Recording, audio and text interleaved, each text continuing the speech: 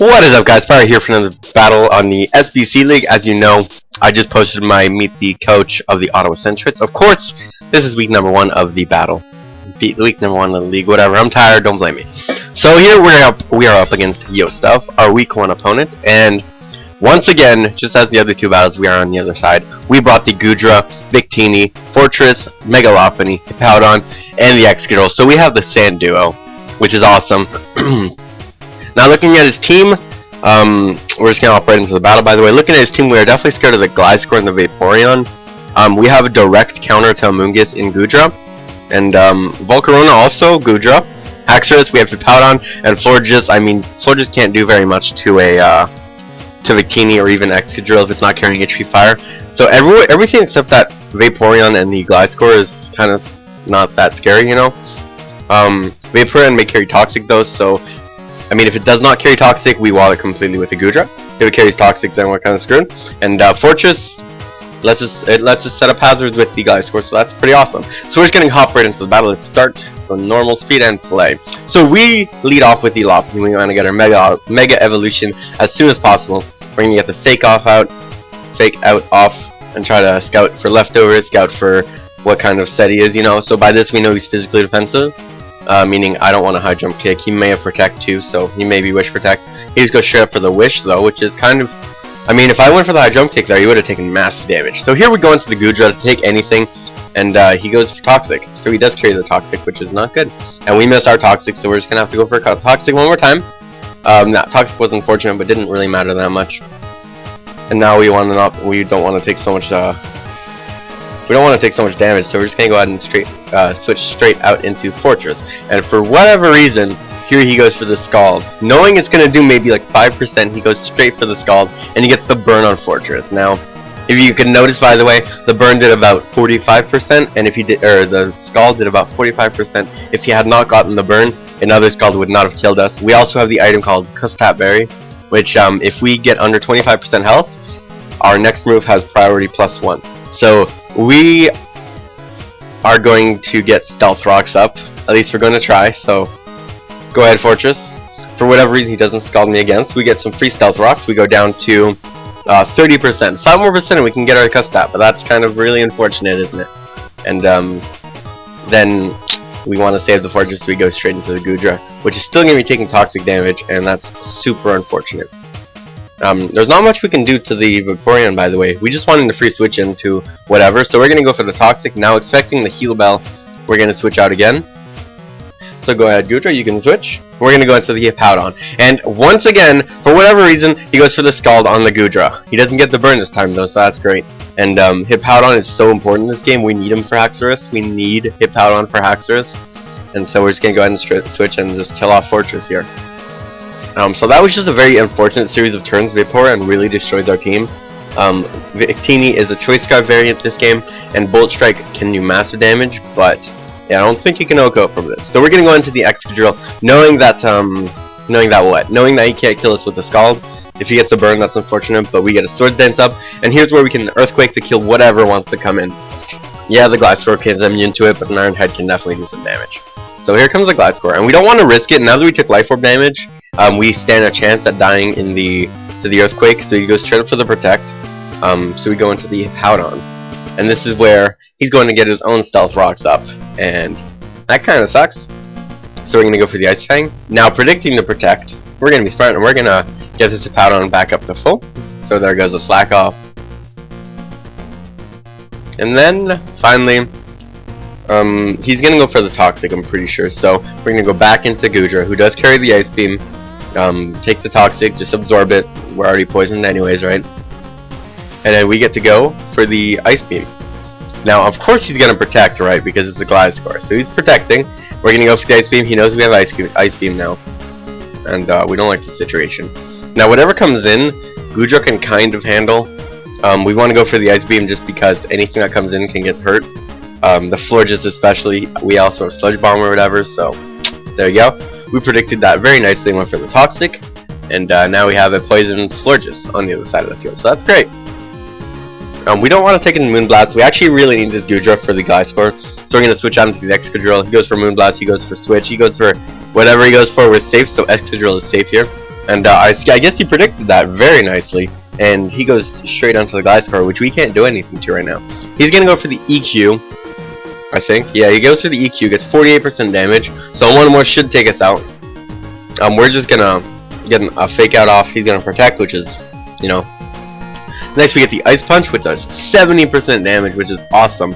He goes to the EQ, and it turns out his other roll was a high roll, so we live with 5%. So we have a 5% Lopunny on the field. He's of course gonna go for the protect. We go for the Ice Punch, trying to take him out. Not going to work out that way, sadly.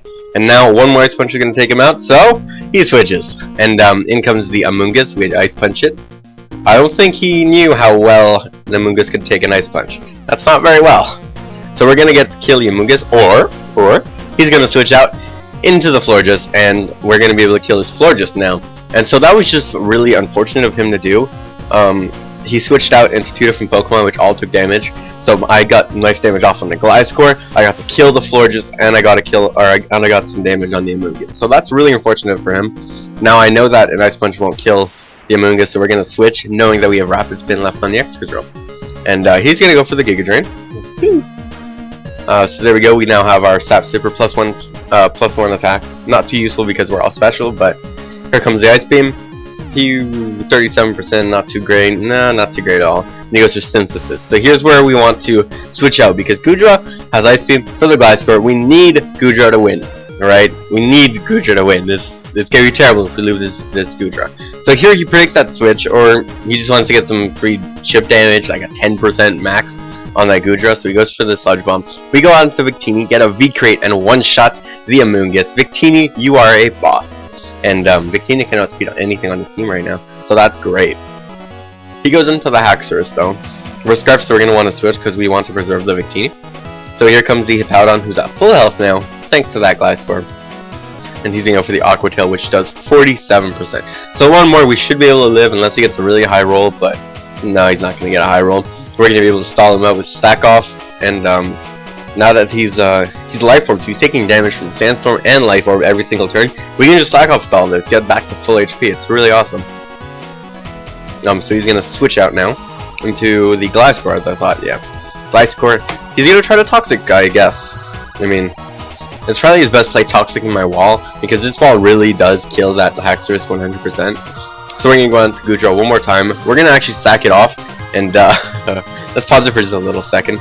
This was huge. We made a huge misplay, because as I said earlier, Goodra was the key to winning. We actually carry Healing Wish on the Mega Lopunny, and our whole plan this entire time was to bring in the Excadrill, get the Rapid Spin off. When we get Rapid Spin off, we get to bring in Mega Lopunny. And Mega Lopunny, you know what Mega Lopunny does, right? With Healing Wishes, with its 5% left, brings Goodra back to full, and we get to one-shot the Gliscor with a Ice Beam. We get to was it Dragon Pulse? Yeah, the Volcarona. It can't do anything against us. And then, yeah, of course, we have the Sand Duo left. So even, I mean, no matter what, Goodra was the play to make, just for this little Gliscor here. And we sacked it off, so we were pretty stupid. I mean, no Johns, but I slept maybe like 3 hours that night, and I got home from an amusement park that day, so I was like extremely tired, and it was my time to battle, so I was like, okay, let's go. And yeah, the whole time I was like, okay, let's just revive Goodra and we'll be fine. And then I just like, oh, I didn't think about it and I played. So that's all. That's how this went down. So here we are with the Gliscor. We have Ice Punch left on Lopunny, and we have the Ice Fang on the Hippowdon. Now we're gonna go for Iron Heads. If we got a Flincher, that would have been awesome. Would have been really awesome, but we didn't. And the Earthquake's gonna kill the Excadrill. The Excadrill wasn't too useful after this. We just really wanted the chip damage. So we're going to bring in Victini now, who can't switch in after this. We just lost our Rapid Spinner. So he protects. We're going to V-Crate, try to take him out. But he protects, of course. So we're going to go for another V-Crate since we're Twist Scarf locked. There goes the V-Crate. Boom! 6%. The Gliscor lives with 6%. Isn't that a shame? And of course he's going to Earthquake, take me out.